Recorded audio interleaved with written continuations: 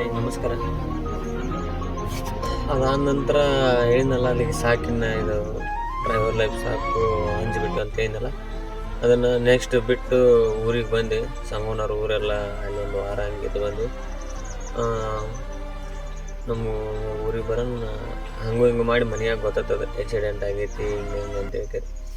ಅದು ಗೊತ್ತಾದ ನಂತರ ಮತ್ತೆ ಇನ್ನೇನು ಮಾಡೋದು, ಬೇಡ ಅಂತ ಇಲ್ಲಿ ಗಾಡಿಗೆ ಹೋಗಕ್ಕೆ ಮನಸ್ಸು ಬರಲಿಲ್ಲ. ಹಂಗೆ ಊರಾಗ ಅಡ್ಡಾಡ್ತಿದ್ವಿ, ಹೋಗೋದು ಹುಡ್ರ ಜೊತೆ ಹಂಗೆ ಯಾರ ಫ್ರೆಂಡ್ಸ್ ಜೊತೆ ಮಜಾ ಮಾಡೋದು ಇದು ಮಾಡೋದು. ಮತ್ತು ನಮಗೆ ಸಣ್ಣ ಸಣ್ಣ ಹುಡ್ರು ಅಂದ್ರೆ ಭಾಳ ಇಷ್ಟ. ಅವಾಗ ನಮ್ಮ ಅಕ್ಕನ ಮಕ್ಕಳು ಇವರೆಲ್ಲ ಕಾಣ್ತಾರಲ್ಲ, ಇವರೆಲ್ಲ ನಮ್ಮ ಅಕ್ಕನ ಮಕ್ಕಳು, ಅವರೆಲ್ಲ ಅವ್ರ ಜೊತೆ ಇದು ಮಾಡಕ್ಕಂದ್ರೆ ಅವ್ರ ಜೊತೆ ಹಂಗೆ ಆಡ್ಕೊತ ಅವು ಹುಡ್ರು ನಮ್ಮನ್ನು ಬಿಟ್ಟಿರ್ತೈತಿಲ್ಲ. ಆಗಷ್ಟು ಟೆನ್ಷನ್ ಇರ್ತಿದ್ದಿಲ್ಲ, ಸಣ್ಣ ವಯಸ್ಸು, ಸುಮ್ಮನೆ ದುಡಿದು ಮಜಾ ಮಾಡೋದು, ಸುಮ್ಮ ಹುಡುಗತ್ತು ಇಷ್ಟ ಮಾಡ್ಕೊಂತ ಹೊಂಟಿದ್ವಿ. ಮತ್ತು ಖಾಲಿ ಇರೋದಾರ ಎಷ್ಟು ಅವಾಗ ಮಾಡೋನು ಅಂತಿದ್ದಿಲ್ಲ, ಅವ್ರು ಕೇಳ್ತಿದ್ನು ಇದ್ದಿದ್ದಿಲ್ಲ. ಅವಾಗ ಈಗಿನಷ್ಟು ಸ್ಪೋರ್ಟ್ಸ್ ಇರ್ತಿದ್ದಿಲ್ಲ, ಬರ್ತಾ ಬರ್ತಾ ಹೆಂಗೆ ದೊಡ್ಡವ್ರು ಅದೇ ಹಂಗೆ ರಿಸ್ಕ್ ಜಾಸ್ತಿ ಆಯ್ತು.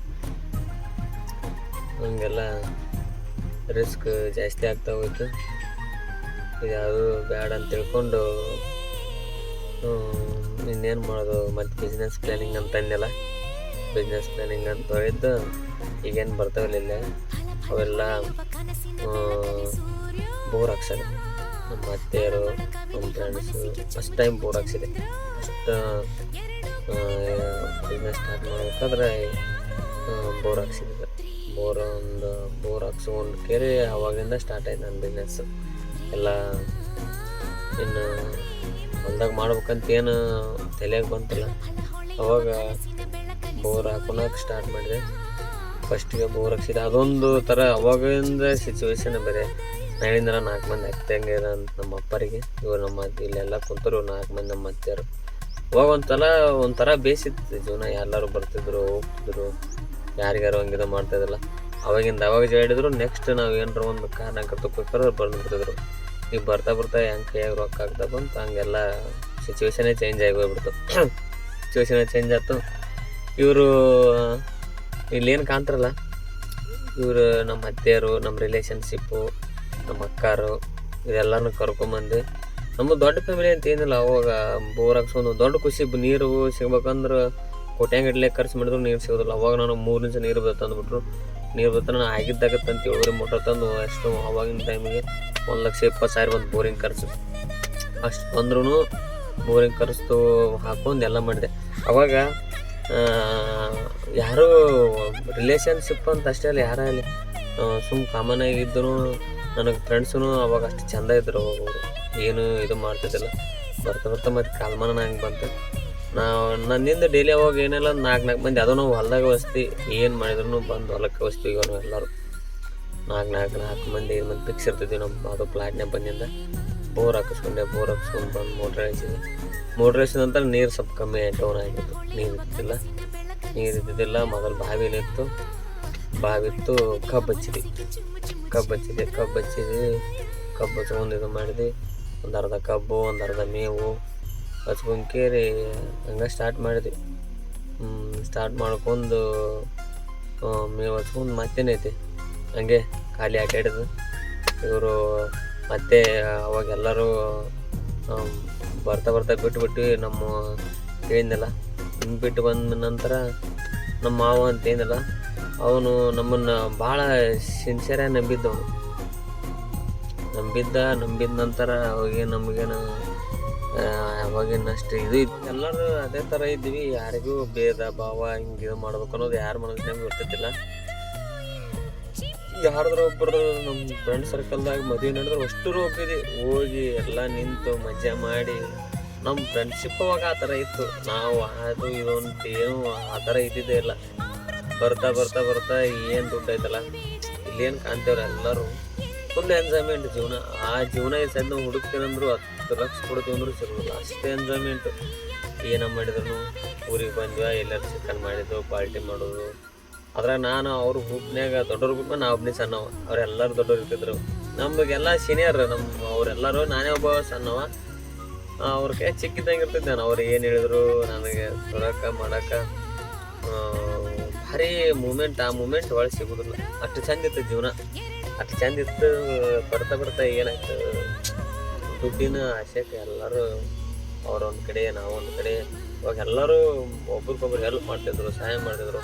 ಈಗ ಹೇಳಿದ್ನಲ್ಲ, ಇವೇನು ಮದುವೆ ಬಂದ್ರೆ ನಮಗೆ ಯಾವಾಗ ಒಂದು ದೊಡ್ಡ ಹಬ್ಬ ಅಂದಂಗೆ ಆಗೋದು. ಯಾವ ಊರಿಗೆ ಪ್ರತಿ ಹಬ್ಬಕ್ಕೂ ಮಿಸ್ ಮಾಡ್ತಿದ್ದಿಲ್ಲ ನಾವು. ಗಣಪತಿ ಹಬ್ಬ ಬರಲಿ, ಕಾದು ಬರಲಿ, ಗಣಪತಿ ಹಬ್ಬ ಬಂತು, ಜಾತ್ರೆ ಬಂತು, ಮತ್ತು ಅಲ್ಲಿ ಒಂದು ವಾರ ಸುಟ್ಟಿ ಆದರೂ ಓಡಿಬಿಡೋರು. ನಾವಾಗ ಇಲ್ಲೇ ಇದ್ದೆ, ಇವ್ರು ಎಲ್ಲರೂ ನಮ್ಮ ವಾರದ ನಿನಗೆಲ್ಲ ಸರಿಯಾದ ಇನ್ಕಮ್ ಐತಿ, ಮನೆಗೆ ಮತ್ತೆ ಆಗ್ಬಿಡ್ತಿ, ಹಂಗೆ ಹಿಂಗೆ ಅಂತ ಹೇಳ್ತಾರೆ. ಒಂದು ಇಲ್ಲ, ನನ್ನ ಗಾಡಿನ ಸಾಗೈತಿ, ಬಿಟ್ಟು ಬಂದಿಂದ ಒಳ್ಳೆ ಹೋಗಿ ನಾನು ಮಾಡಿಸ್ಕೊಬೇಕು. ನಾನು ಬಿಟ್ಟು ಬಂದೀನಿ, ನಾನು ಏನರ ಇಲ್ಲೇ ಬಿಸ್ನೆಸ್ ಮಾಡವ ಆಗೋದಲ್ಲ ಬೇಡ ಅಂತ ಹೇಳ್ಕೇಳಿ ಸುಮ್ಮನೆ ಬಿಟ್ಟಿದ್ದೆ.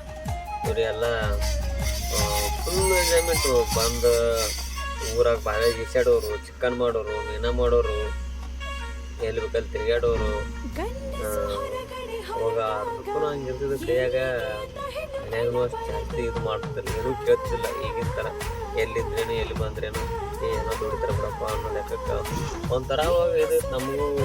ಅದು ಅಷ್ಟು ಯಾವುದೂ ಅಂತ ಹ್ಯಾಬಿಟ್ ಏನೂ ಇದ್ದಿದ್ದಿಲ್ಲ, ಎಂತಿದ್ದಿಲ್ಲ. ಚಂದ ಹೊಂಟಾಗ ಈ ಬಿಸ್ನೆಸ್ ಸ್ಟಾರ್ಟ್ ಮಾಡ್ಬೇಕಂತ ಇದ್ದ ತಲೆಗೆ ಒಂದು ಬೋರ್ ಹಚ್ಚಿದ್ದೆ.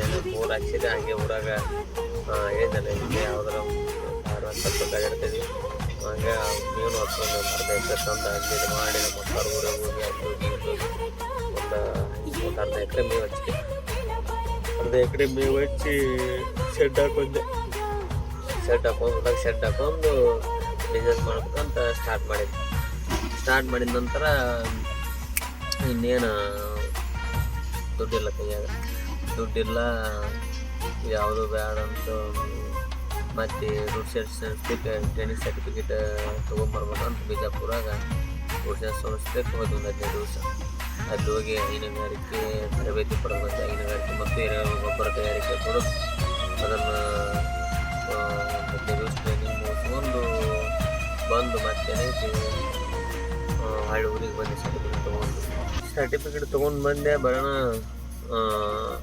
ಎಲ್ಲ ನಮ್ಮ ಪ್ಲಾಟ್ನಾಗ ಹೋಗಿ ಒಂದು ಇರ್ತಿತ್ತು ಚಕ್ಕ ಆಡಕ್ಕೆ. ಅದಕ್ಕೆ ಎಲ್ಲರೂ ಒಂದೇ ತವಲಿ ಮಲ್ಕೊಳೋರು, ಎಲ್ಲ ಒಂದೇ ತವಲಿ ಮಲ್ಕೊಳೋರು, ಒಂದೇ ತವಲಿ ಹೇಳೋರು, ಯಾರೂ ಒಂದು ಎಲ್ಲ ಇಷ್ಟು ಎಂಜಾಯ್ಮೆಂಟ್ ಇತ್ತು ನಮ್ಮ ಜೀವನ.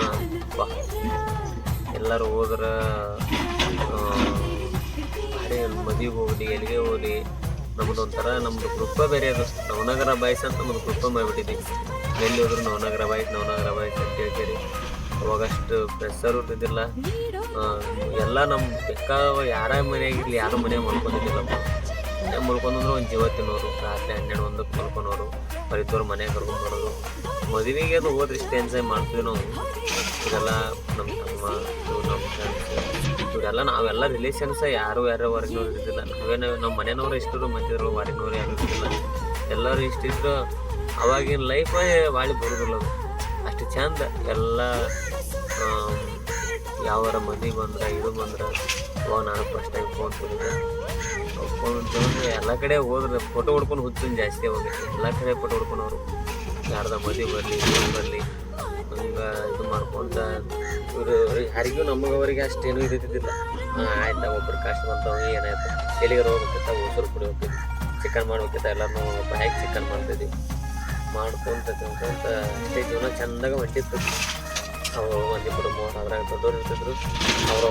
ಅವ್ರಿಂದ ನಾವು ಎಲ್ಲಿಗಾರ ಹೋದ್ರೆ ರಾತ್ರಿ ಆರ್ಕೆಸ್ಟ್ರಾ ಬಂತು, ನಾಟಕ ಬಂತು, ಏನ್ರ ಇದ್ರೆ ಹಂಗೆ ಹೋಗೋರು ಹಿಂಗೆ ಜೀವನ ಮಜಾ ಮಾಡ್ಕೊಂತ ಹೊಂಟಿತ್ತು. ಮಾಡ್ಕೊಂತ ನಾ ಟ್ರೈನಿಂಗ್ ಮುಗಿಸ್ಕೊಂಬಂದೆ ಅಂತ ಏನಿಲ್ಲ. ಟ್ರೈನಿಂಗ್ ಮುಗಿಸ್ಕೊಂಬಂದ ನಂತರ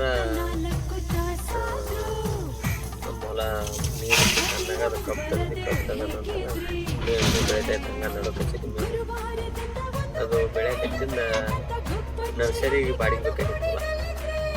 ಅವಾಗ ನಾವು ಹೊಲ ಬಾಡಿಗೆ ಕೊಟ್ಟು ಅವಾಗ ಹೊಲ ಮಾಡೋಕೆ ನಿಂತೆ. ನನಗೆ ಇಂಟ್ರೆಸ್ಟ್ ಬರಕತ್ತೆ. ಎಲ್ಲ ನೀರು ಬರುತ್ತಲ್ಲ, ಎಲ್ಲ ಹೊಲ್ದಾಗ ನೀರು ಬಿಡೋದು, ಅದನ್ನು ಮಾಡೋದು, ಅಷ್ಟೇ ಮಾಡ್ಕೊತ ಹೊಂಟಿದ್ವಿ. ಹೊಂಟಾಗ ಏನೈತಿ ಇವೆಲ್ಲ ಊರಾಗ ಮದುವೆ ಅದು ಇದು ಇಷ್ಟ ಮಾಡ್ಕೊಂತ ನರ್ಸರಿ ಕೊಟ್ಟು ನರ್ಸರಿ ಕೂಡ ಅದು ಹೊಲ ಭಾಳ ಸರಿತಿದ್ರು. ಹೊಲ ನೀರು ಬಂದು ಬಸಿಗೆ ಬಿಡೋದಕ್ಕೆ ನೀರು ಹೋಗ್ತಿರಲಿಲ್ಲ. ಆ ಕಡೆ ಹೊಳಿ ಈ ಕಡೆ ಸುತ್ತಲೂ ನೀರು ಇರೋ ಸಲುವಾಗಿ ಹೊಲ ಭಾಳ ಅಂದ್ರೆ ಭಾಳ ಇದಿರ್ತೈತೆ, ಬಿಸಿ ಆಗ್ತಿತ್ತು. ಅವಾಗ ಅಂದ್ಕೊಂಡು ಹೊಲ ಮಾಡೋಕ್ಕೆ ಸ್ಟಾರ್ಟ್ ಮಾಡಿದ್ವಿ. ಹೊಲ ನರ್ಸರಿ ಕೊಟ್ವಿ, ಅದು ಭಾಳ ನಡೀತಿಲ್ಲ. ನಾವು ಬಾವಿ ಇದು ಮಾಡೋದು ಅಷ್ಟು ಕೇರ್ ತೊಗೊಂಡು ಮಾಡ್ತಿದ್ದಿಲ್ಲ ನಮ್ಮ ಮನ್ಯಾಗೂ. ಹಂಗೆ ಮಾಡಿದ್ರಂದ್ರೆ ಎಲ್ಲ ಸರಿಯಾಗಿರ್ತೈತೆ. ಸಾಕಂದ್ಬಿಟ್ಟು ಈಗ ಇಷ್ಟೇ ಫ್ರೆಂಡ್ಸ್, ಇದು ಮಜಾ ಮಾಡ್ಬೋದು. ಹಿಂಗೆ ಅಲ್ಲಿಗೆ ಹೋತು. ಇದು ನೀರು ಬಂದಿದ್ದ ಒಂದು ಸೈಡ್ ಮೂಲೆ ಮೇವು ಹಚ್ಚಿದ್ದೆ. ಆಮೇಲೆ ಎಕ್ಸ್ಪೋರ್ಟ್ ಮಾಡಿ ಹಾಕ್ತೀನಿ ನೋಡಿ.